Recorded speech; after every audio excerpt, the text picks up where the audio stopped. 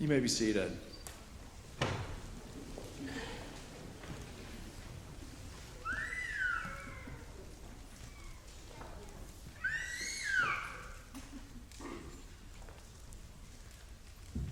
I have shared this little story before, but some levity never hurts as we settle in for another challenging sermon on our way of thinking about God and God's way of thinking, doing. A young man was supposed to preach at a camp meeting before the real event, which was in the evening. And so hundreds of people were gathering, sort of early in the afternoon on the grounds, and this young preacher panics and he runs into the bishop's tent, who is the primary preacher for this preaching mission that evening. "What shall I do, Bishop?" he implored. "They've asked me to preach, and I don't have a sermon."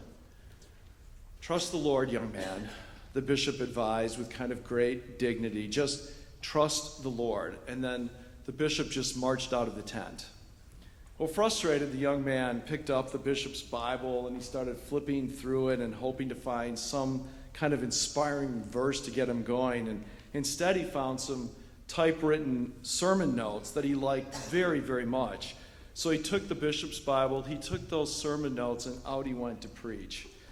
Well, the young preacher was just amazed at how everyone responded to his sermon, and they crowded around him after the service to share their accolades, and suddenly the bishop kind of comes pushing his way through the crowd, and he goes, "Young man, you just preached the sermon I was going to preach tonight. Now what am I going to do?" "Trust the Lord, Bishop." Just trust in the Lord. Well, trusting the Lord and trusting others does not necessarily come easy for most of us.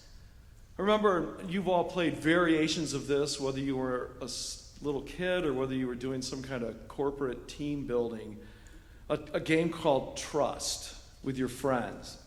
A group of us would gather in a circle, right, kind of shoulder to shoulder, and then one lucky volunteer would stand in the middle and then kind of rock, back and forth and forward, and you were trusting that your friends would, be there to support you. And they would all, be yelling at you to come, and you can trust us, you can trust me, your friends say, as they're, they're half teasing you and they're taunting you and they're tempting you, and you want to trust them. You want to fall forward or backward or off to the side, but not because so much of that peer pressure, because somewhere deep down the game taps into all of us a need to trust. We want to trust. We need to trust. We deserve to be able to trust. But you and I know trust does not come easily because someone always lets us down. In our game of trust, our blindfolded friend always, of course, met the ground. We were children, as someone, of course, would eventually let that person fall. It was kind of part of the game. But amidst that laughter, even including the laughter of the child who's falling down, that innate trust is challenged. And fear begins to creep into our hearts, kind of drip by drip by drip, until the pool of fear drowns the trust that once roamed freely within our hearts. Just look at a newborn child. He or she enters the world with an innate trust that when that baby cries, he or she will be fed, or at least comforted, or cleaned. But as he grows, he learns that people let him fall in the circle of life, so that his innocence erodes and that trust diminishes and his fears grow stronger. Your mom's hands that once held you at her breast for nourishment, a few years later might actually strike out at you in discipline, telling you that this is for your own good. Your best friend in middle school betrays you by sharing that secret you had told him that you have a crush on April Anderson, the girl with the long blonde hair who sits right in front of you in English class. Pretty soon, everyone knows your secret crush. And in the cafeteria, you are the brunt of teasing and mockery and humiliation. Your dad promises to show up for the game you're pitching, and you look up into the stands for that first 6 or 7 innings, and he's not there. You are told over and over and over again growing up that you are a beloved child of God, created in God's image. And you trust that to be true until the world treats you differently because you're black, or you're gay, or you live on the wrong side of the street, or you don't have the grades to get into the college your parents have prepared for you from your birth. Over and over again, you learn that people don't tell the truth. Their actions don't match their words. You get let down. You can't trust anyone, parents or bosses or colleagues or friends, politicians or clergy or children or your neighbors. The list is endless. Come on and trust me, they say. You can trust me. But they don't catch us. They let us fall. We skin our knees and bruise our hearts, and we grow suspicious and doubtful and calloused and hard.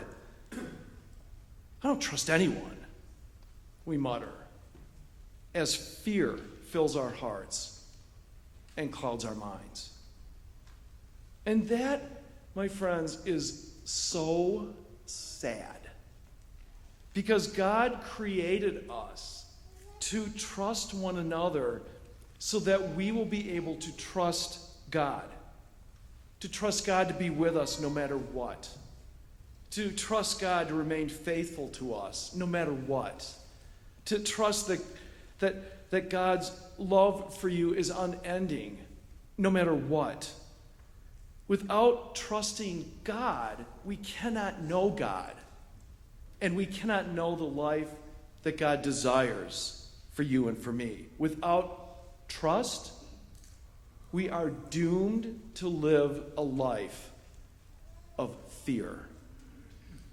Abraham and Sarah, whom we just read about a couple minutes ago from Genesis, familiar couple to all of us, they're really one of the Bible's earliest players in this game of trust.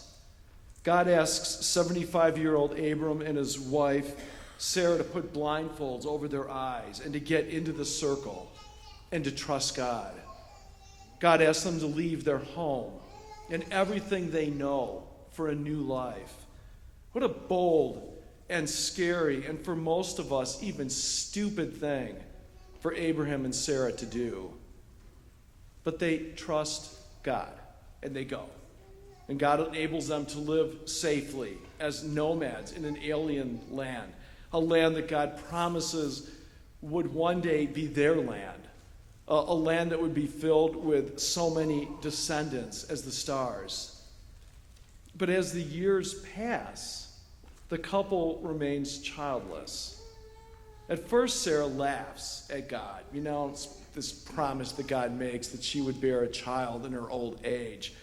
But as time goes on, the couple gets more and more restless.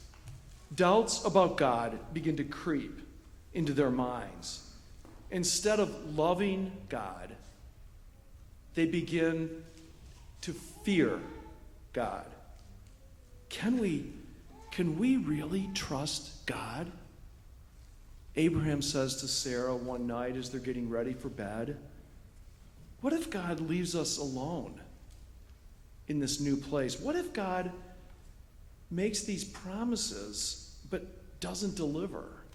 What if we are actually the biggest fools in all the world?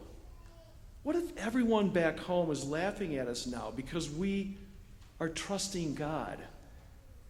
what if God is actually against us and not for us? And as though God is kind of listening into those late night whispers, God interrupts them. Says, hey, fear not. Look toward those heavens. Look at all those stars. And if you're able to count them all, best of luck to you, but so shall your descendants be. In other words, God says to them, hang in there. Hang in there, Abraham, Sarah. Come on. You can trust me. You can trust me. And they do. Abraham and Sarah, they put their trust in God's promises. They fall right into God's arms. And a son, Isaac, is born to them. God doesn't let them down. God doesn't make those promises and then leave them there. God is there for them. God is always there for them. And God is always there for you and for me. Fear not. God says over and over and over again, I am your shield. Trust me. But now that we're all grown up, we don't trust God, do we? But who can blame us? Trust is not easy to trust. We can't even walk into a store right now or go to school tomorrow. Or you here at church this morning at St. Mark's. Or go to a park without fear of being gunned down. Or if you live in London, knifed. We can't even talk to each other. We cannot even talk to each other about ways to make things better regarding guns and social media and immigration and mental health without absolutely being terrified of attacking each other. And so we stay silent. We are so afraid that our children might be harmed in some way that we can't loosen our grip around them. We just hold on tighter, controlling every single word and action and person in their life. We are so afraid of losing what we have that we just keep on holding on tighter and tighter to what is mine and mine alone. And we are so afraid to fail, we stop taking risks. Don't we? Come on. Or maybe I do. Maybe this is all my reasons why I don't trust. I don't know. Self-revelatory for the parish. When fear replaces trust, evil is at hand. It is fear that makes us selfish. It is fear that makes us hate. It is fear that makes us blind. It is fear that makes us angry. It is fear that pushes us deeper and deeper into the closets of our own minds' security. And it is fear that casts out love. That's why Jesus, centuries later, after Abraham and Sarah, Jesus is now with his disciples. And he says those wonderful phrases we love. Do not be afraid, little flock, for it is my Father's good pleasure to give you the kingdom. Just sell your possessions. For where your treasure is, there your heart will be also. He's not really caring that much about our possessions, but what those possessions mean to us. He wants us to trust God because he knows how afraid we are to lose those possessions, those things in our lives that represent our fear. Jesus knows we are afraid of not having enough, of not being in control. And he knows that fear will cast out God's love. Fear will nail him to that cross. But how can I trust God? Who's going to actually take care of my family and me? What am I going to do when I'm old and I need my money? We think all that. We're thinking that all the time as we crawl into bed at night. We're echoing the same conversation of Abraham and Sarah all those centuries ago. And here's what I think. We trust God by choosing to trust God. Trust is a decision you make. And I am able to trust God best when I remember that God is trusting me. It's not just us who take that risk to trust God. It is God. God is risking trusting us to use our freedom to choose loving God and loving neighbor. It's crazy. God pins the hope of the world, his entire reputation, on you and on me, the way he did by trusting Abraham and Sarah. And God really waits quite patiently for all of us to return that trust. Even when we lose hope in God, God never loses hope in you. And if God trusts me, how can I not trust God? Unlike the child's play of my youth, God doesn't play games with us. This is not a game.